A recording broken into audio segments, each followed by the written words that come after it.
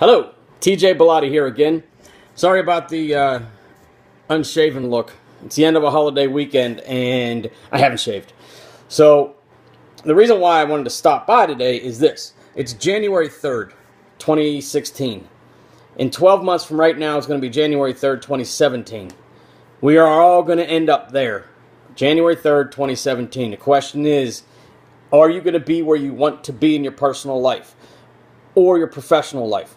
This has more to do with your professional life, but they all end up working together. Let's be honest. So my question is this. What have you done? Have you sat down and made a plan for 2016 so that you can dictate where you are on January 3rd, 2017? Because last year, if you didn't dictate where you'd be today, you're somewhere else. Think about that sentence for a second. If you don't decide where you're going to be in 12 months, you're going to end up somewhere else. Because life will decide where you're going to go.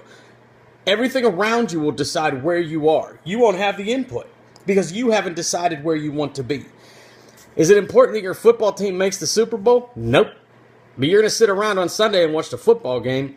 Is it important that we spend huge portions of our time watching Grey's Anatomy or binging on Person of Interest on Netflix? Nope.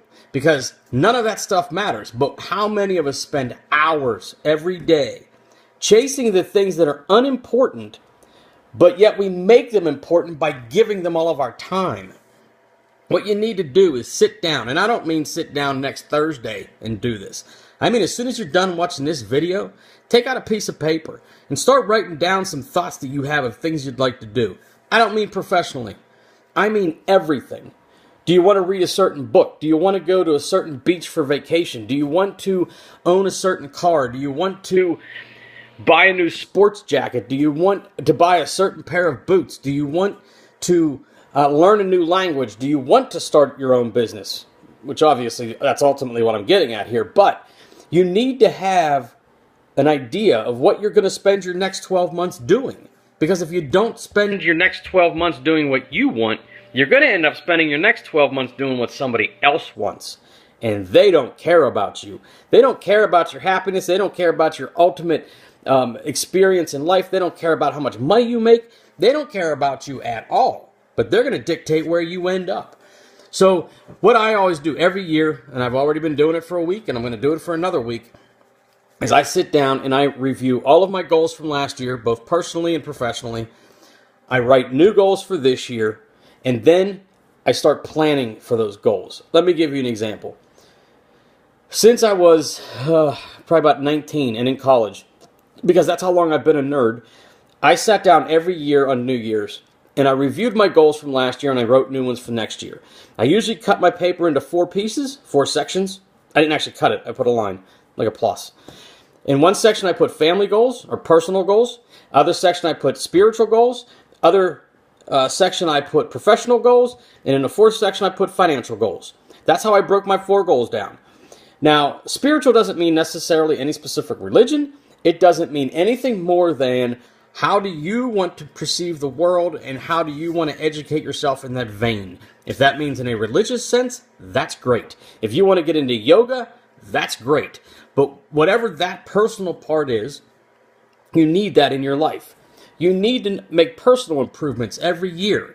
Do I want to get a grown-up haircut because I've been wearing a mullet for 20 years and no one wears mullets anymore? Then put it on your list. Your professional goals. Not professional. Everyone thinks, well, professional, that means I must wear a suit and tie to work. I haven't worn a suit and tie to work in 25 years. In fact, I often wear a t-shirt and a sweatshirt.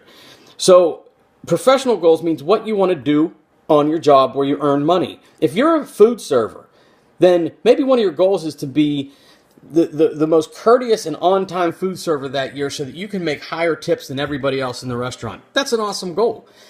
If your profession is you working for a landscape company and you want to start your own landscape company on the side, that's a great business goal.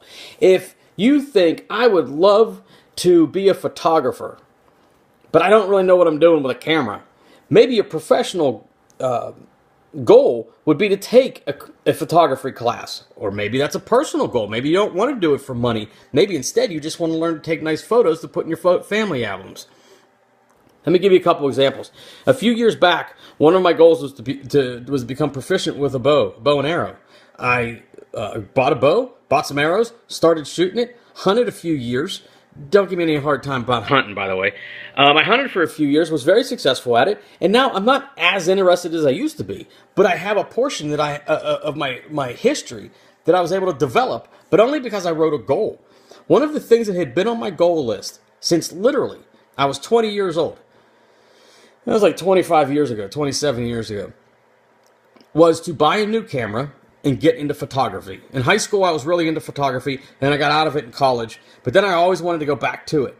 3 years ago, I finally bought a camera. I carried that goal forward for 23 years until I finally did it.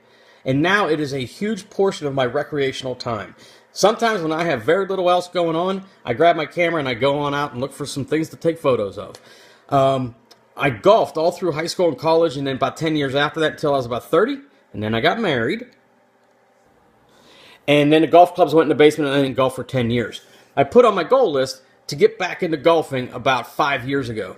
Now it is one of the things that I do at least once a week.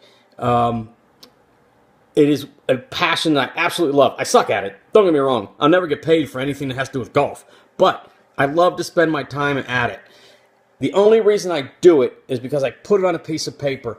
Once you write it down and you check that every day and you look at it and you say, here's my plan to get there, it becomes real. If you want to start a business, begin thinking, what do I want to do? Begin writing down the goal of where you would like to be on January 3rd, 2017. Just get out a piece of paper right now in about 7 seconds. Start writing things down you'd love to do. Don't put filters on it. Don't say, well, I can't do this because I'm not tall enough, and I can't do this because I'm not rich enough, and I don't care.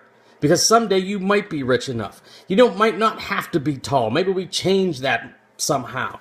Just get out a piece of paper, write down some of your goals, the things that you would dream to love to do. At some point, we're going to pull those back out, and we're going to start talking about them. Actually, a lot sooner than later. So take some time today. Start planning where you want to end up in life. Because if you don't figure it out, somebody else is going to figure it out for you, and you're not going to like where you end up. Have a great day, and I'll talk to you soon.